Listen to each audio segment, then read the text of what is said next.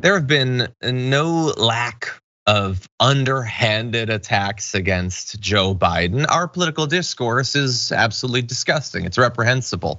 But Sean Hannity found a way to stand out even in this environment.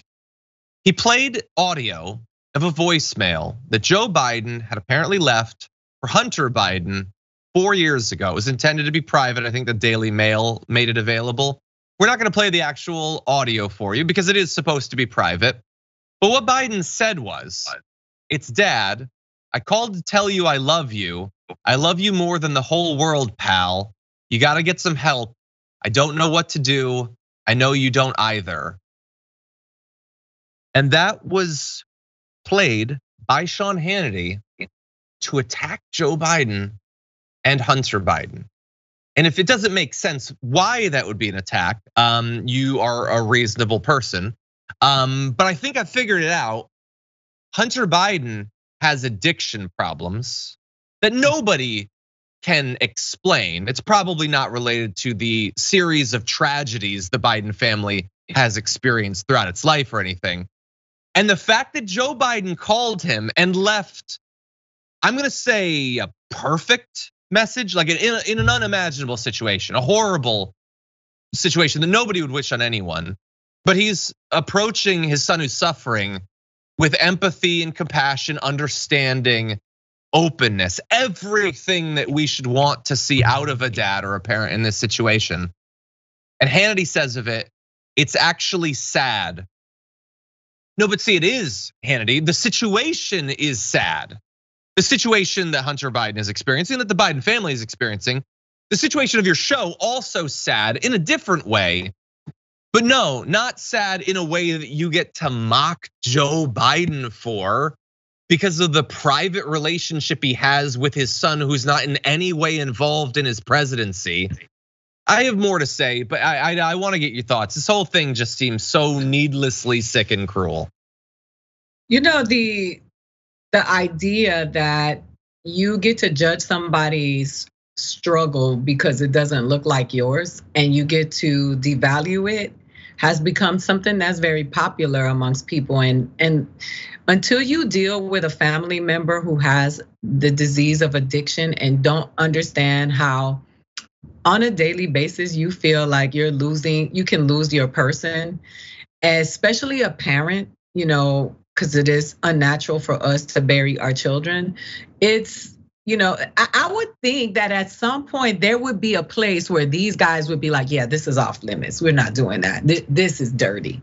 But that is what is so concerning to me, is that there's never a line. It's always, let's see how far, let's see what can we do with this? Let's make fun of a person who has a disability. Let's make fun of people based on their conditions. Like, imagine if I have had no joy in seeing anybody's pain, even if I hate how these people think. I just don't understand how you can just, with good conscience, having children, grandchildren, family members, somebody at some point has to be like, eek, that's gross. Yeah. Because it's gross. Yeah, you're a better person than me. For a very select few, I can feel a little bit of temporary joy at their pain. It doesn't last long because I'm burdened by the fact that I was raised mostly right. But it's both that this was secret. Like there's no case to be made that this is newsworthy, like as a thing where they had to play it. Okay, but they're playing it, so that's bad. But what bothers me more in a more personal way is that they could listen to this. Sean Hannity himself, let's say 5-6 producers who work on his show, the EP, and they think we got him. This makes Joe Biden look bad. You people are broken beyond my ability to understand. Now, I remember when Roe v. Wade was destroyed. I think it was when Roe v. Wade was destroyed. It might have been after the leak. Anna on the Young Turks gave an impassioned defense of women's control of their body and lamented the fact that control was being taken away. And the right tried to make it go viral saying that she was melting down. Yeah. Like, no, but do you guys not understand that you have like a form of like the Michael Scott illness? Like how Michael Scott will look at a person's like blank face and imagine that they're smiling. Like he literally can't read social situations. You guys have that. You can't read emotional situations. You can't read empathic situations. You are so broken that you can't tell how broken you are. You see a laudable interaction between a dad and a child, and you think of it as sick. What the hell happened to you while you were being raised? And what are you doing to your kids? What generational trauma are you unknowingly passing on? Because you can't tell how people are supposed to interact with each other. I don't get it. Sean Hannity's a big fan of like the broadcasting his L's. He often does it. He'll show like all of the positions that AOC holds, and they just look awesome, and it makes him look ridiculous. He never seems to understand what's going on. But this one, I think, stands out even for him. Yeah. Anyway, as a person, as a human being, which we stop being sometimes, you should only be sending well wishes.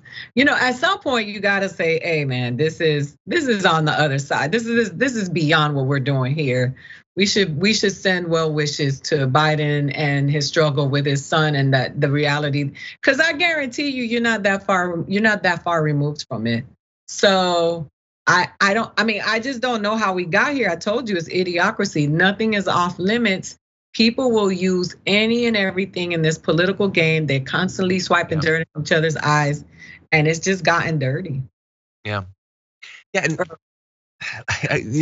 who brought it up? Okay, Blue Lizard Gut says they should find a video of Biden doing a silly dance in college. No, but that's a great example of what I'm talking about. Do you remember when AOC like took DC by storm? She comes in, she does a big protest, she's making all this news, and then the right finds a video and they think, we got her. We're gonna make her look terrible. It's a video of her joyfully dancing in college. And no rational person understood what point they thought they were making. They're just like, I know that a lot of people have this like fantasy that someday we're gonna meet like alien life. No, alien life is here. It might look kind of like us. Occasionally it identifies itself with red hats, but they're aliens. Like they don't think like normal people. I mean, who do you think Kanye's talking to? Come on, like they're here. The funny thing is that the problem is that when you think that anything that is, when you are expressing human emotion, empathy, joy, or anything like that, that you think that there's something wrong with that, it speaks volumes about who you are. To see a young girl dancing in college and saying, aha, or a father consoling his son battling with addiction, and you're like, aha. That speaks volumes of who you are. And you should just walk yourself to the nearest receptacle and jump in, because you are trash.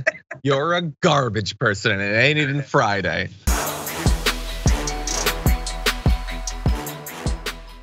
For more political news, breakdowns, interviews, stories of activism, and me trying my hardest to care about the occasional big celebrity news story, subscribe to our YouTube channel at youtube.com/thedamagereport. And you can ring the bell wherever it is so you don't miss anything.